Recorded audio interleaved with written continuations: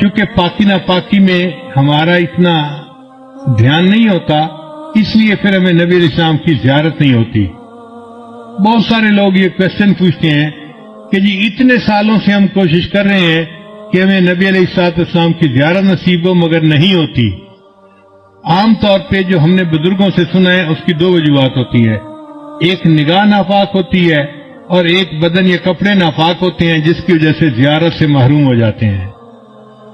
اگر ان دو چیزوں پر محنت کریں تو اللہ تعالیٰ زیارت نصیب جلدی فرما دیں گے۔ نگاہ کا بہت زیادہ پرہیز کریں، 100% پرہیز کریں گے تو اللہ تعالیٰ کی طرف سے پھر نبی علیہ السلام کی زیارت والی سعادت نصیب ہو جائے گی۔ میرے والدین چونکہ شروع سے ہی نیکی کی زندگی گزارنے والے تھے تو میں نے تذکرۃ الاولیاء کتاب 5ویں کلاس میں پڑھی تھی۔ 5ویں کلاس کے بچے کو تو ابھی کنسیپٹ بھی نہیں ہوتا، مگر مجھے والد صاحب نے وہ کتاب لا کر دی کہیں سے، تو میں نے اس میں اللہ والوں کے واقعات پڑھے تو دل میں بڑا شوق ہوا کہ مجھے بھی اس لائن پہ چلنا ہے اور اللہ والوں کی لائن پہ آگے بڑھنا ہے۔ پھر اس میں ایک کتاب میں نے پڑھا کہ نگاہ کا بہت پرہیز کرنا چاہیے، تو چھوٹی عمر میں ابھی میں بالغ نہیں ہوا تھا، اس عمر سے ہی نگاہ کا پرہیز شروع کر دیا۔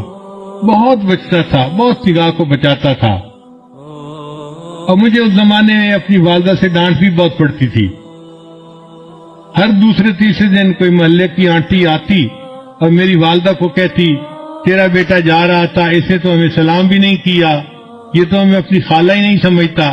اور امی مجھے بلا لیتی تھی، بیٹا وہ تو نے اپنی خالہ کو سلام کیوں نہیں کیا، یہ تو میری کلاس فیلو تھی، یہ تو میری سہیلی تھی، ہم بچپن کی دوست ہیں، تم سلام تو کرتے۔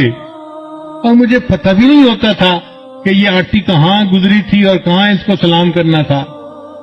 تو میں آگے سے ایک بار کہتا تھا، امی آنٹی سے یہ پوچھو کیا میں نے اس کی طرف دیکھا تھا؟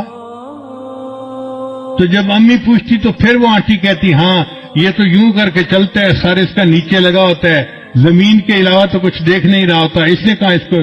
میں نے کہا امی مجھے یہ بھی نہیں پتا میرے پاس سے مرد گزرا ہے یا عورت گزری ہے، میں کس کو سلام کرتا؟ تب جا کے میری جان چھوٹتی تھی۔ لیکن اندر اندر مجھے بہت غصہ آتا تھا ان آنٹیوں پہ، سارا محلہ خالہ بنا ہوا ہے، سارا محلہ آنٹی بنا ہوا ہے، اور بس ان کو سلام ہی کرو چلتے ہوئے۔ لیکن نگاہ کی اتنی حفاظت کا بہت فائدہ ہوا۔ مجھے آتے جاتے جوتوں کی آواز سے پتہ چلتا تھا کہ قریب سے کون گزر رہا ہے۔ عام طور پہ مردوں کے جوتوں کی آواز اور ہوتی ہے اور عورتوں کے جوتوں کی آواز ڈیفرنٹ ہوتی ہے، اس سے اندازہ ہو جاتا تھا کہ قریب سے گزرا کون ہے، ورنہ کپڑا بھی نہیں دیکھتے تھے کہ قریب گزرنے والا کون تھا۔ کتنی نظر کی حفاظت کرنی ہوتی تھی۔ اس پر اللہ رب العزت نے پھر جو مہربانیاں کی وہ اب کیا بتائیں آپ کو۔ ہمارے ایک ساتھی ہیں لاہور کے، ایک دن مجھے کہنے لگے کہ میں آپ کو ایک بات بتاؤں، مجھے حضرت نے بتائی۔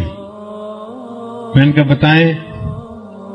کہنے لگے کہ حضرت نے مجھے بتایا کہ دیکھو اس وقت آپ کسی مسجد میں کھڑے تھے، آپ کی طرف اشارہ کر کے حضرت نے کہا کہ اس بچے کو اس وقت 100 سے زیادہ مرتبہ نبی علیہ السلام کی زیارت ہو چکی ہے۔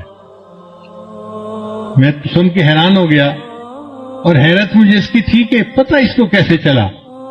اس نے کہا جی کہ مجھے حضرت نے یہ بات بتائی تھی، شیخ نے یہ بات بتائی تھی۔ تو نگاہ کی حفاظت کا پھر یہ فائدہ ہوا کہ اللہ تعالیٰ نے 30 سال کی عمر سے پہلے 100 سے زیادہ مرتبہ نبی السلام کی زیارت نصیب فرما دی۔